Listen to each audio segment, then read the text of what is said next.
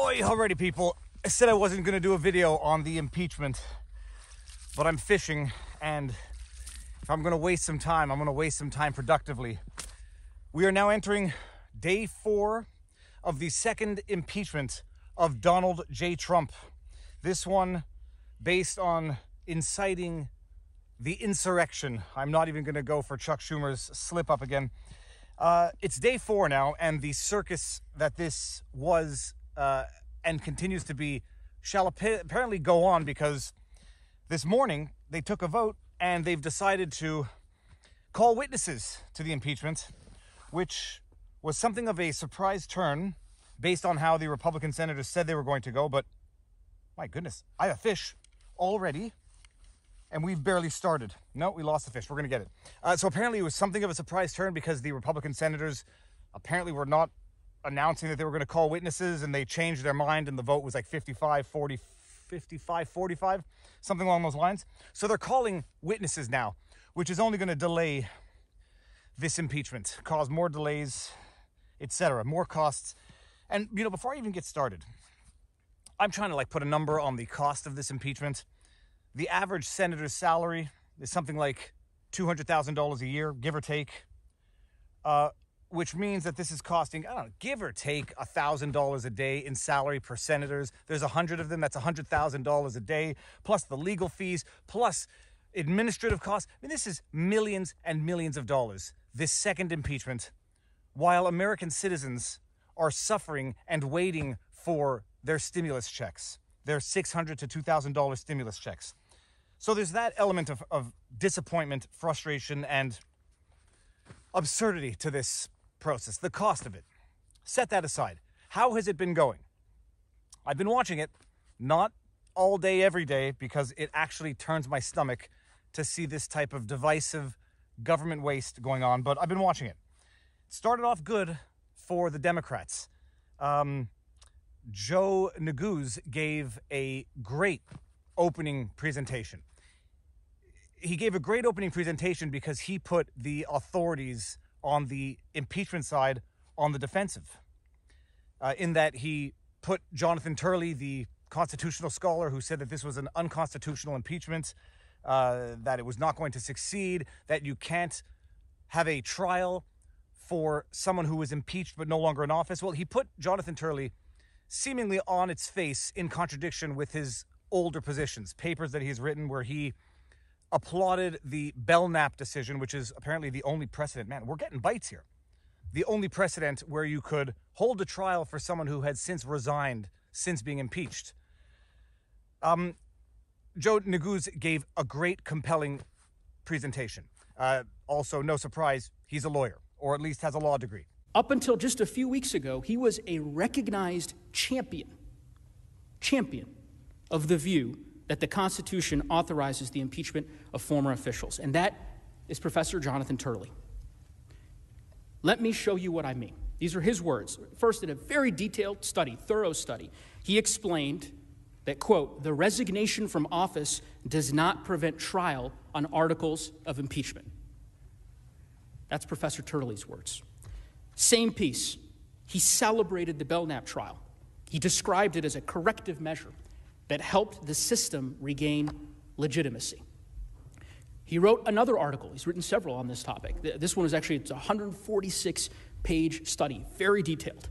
And in that study, he said, quote, that the decision in Belknap was correct in its view that impeachment historically had extended to former officials, such as Warren Hastings, who you heard Lead Manager Raskin describe. In fact, as you can see, Professor Turley argued that the House could have impeached and the Senate could have tried Richard Nixon after he resigned. His quote on this, very telling, quote, "future presidents could not assume that mere resignation would avoid a trial of their conduct in the United States Senate." Finally, last quote from Professor Turley, that no man in no circumstance can escape the account which he owes to the laws of his country. Not my words, not Lead Manager Raskin's words, Professor Jonathan Turley's words. Now, it may have been more or less superficial an analysis, because I do think there is a way to explain away Jonathan Turley's apparent contradiction with his current position versus what was being explained as his old position. One of the quotes that Joe Neguse cited was Jonathan Turley saying that, no one should be able to escape the account they owe to the laws of their country, as if to say then that you should be able to hold a trial for someone who has been impeached but no longer holds office. To which I might respond, well, we're going to catch a fish. You're not escaping account you owe to the laws of the country simply because you cannot have a trial for an impeachment. You could be subject to the ordinary laws of the land as you would be as an ordinary citizen. So there may be ways to distinguish. We got a fish. And it's off. Well, it was a tiny fish and it's off, which is all the better. So there may be ways to explain away Jonathan Turley's apparent contradiction between his current position and what was being described as his former position. Either way, it was a good presentation. It put Trump's team on the defensive. And how you know that there was a change in tide or a change in sentiment or a change in momentum to the impeachment, which started off very good for the Democrats and was quite weak for Trump's defense. I'm not going to judge his attorney, but it was not the greatest presentation that was given for Trump's defense. How you know that there's been something of a shift is that we got a fish. Look at this one. It might be the same one that we just had 2 seconds ago. I don't even think this fish is hooked. No, the fish is not even hooked. It's just stuck to the... Okay, here we go. Look at that beast of a fish. You go. How you know there has been a change in the momentum? Well, the Democrats started off by putting the defense authorities in contradiction with their previous positions, and Trump, over the course of the next couple of days, managed to put the Democrats in contradiction with some of their previous positions by citing fighting words that other politicians have uttered without repercussion, without sanction, without admonishment, without anything. And then it was Plaskett, I forget her first name now, who was put on the defensive in having to distinguish what some Democrat politicians, Maxine Waters, Nancy Pelosi, a bunch of others had said, which, if what Trump said was incitement, this would also be incitement times 3. So Plaskett was now on the defensive in having to distinguish Trump's allegedly impeachable conduct from conduct of other politicians. And the defense was not necessarily all that strong because it went right to race and gender, as if to suggest that the Trump defense was picking on politicians who had said fighting words because of their gender or race, because apparently a few of them were female and of color, which I'm not sure that is the only examples that were given, because I can think of a lot of politicians who have said a lot of inflammatory things as relates to fighting for one's rights, etc. So they were put immediately on the defensive of having to now distinguish Trump's fighting words from other politicians, and they appealed to the race and gender argument, which I'm not sure is going to be convincing for a great many people. This feels like a real fish, by the way, and it's off. I'll briefly say that defense counsels put a lot of videos out in their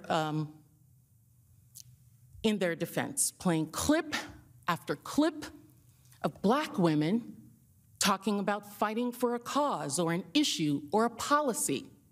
It was not lost on me as so many of them were people of color and women, Black women like myself, who are sick and tired of being sick and tired for our children, your children, our children. This summer, things happened that were violent, but there were also things that gave some of us Black women great comfort. Seeing Amish people from Pennsylvania standing up with us, members of Congress fighting up with us. And so I thought we were past that. I think maybe we're not. And now we are where we are now. They're going to call witnesses. We're going to see what type of a circus that goes into, what types of delays this is going to create. But by all accounts, the conviction is unlikely, to put it mildly. The votes don't seem to be there. All of this seems to be divisive political theater, retribution of sorts. then we'll see where it goes. It is one heck of a thing to watch. In the hundreds of years of American history, there had been only 2-3 impeachments, and now there's been 2 in a 13-month period, which I don't necessarily think... Oh yeah, this one feels good. This one feels good. There it is. Which I don't think is necessarily a sign of how bad Trump is or was, but is a sign of how bad and divisive and politicized and tribalistic American politics has become. Well, that's your update. We're going to talk about it with Robert Barnes during our next live stream. I'm not doing any more follow-ups on this. People who've been doing great daily coverage, Ricada, Brody, Uncivil Law, a bunch of others, but this is just too depressing, too distressing, too divisive to believe. And this is not what American politics needs right now, despite the fact that this is what some American politicians want right now. With that said, now you know your vlog, and I have caught fish yet again. Just, baby perch. One day I will catch a pike or a bass through the ice. But even a bad day of fishing is better than a good day of work, except when you mix work and fishing, as I'm doing right now.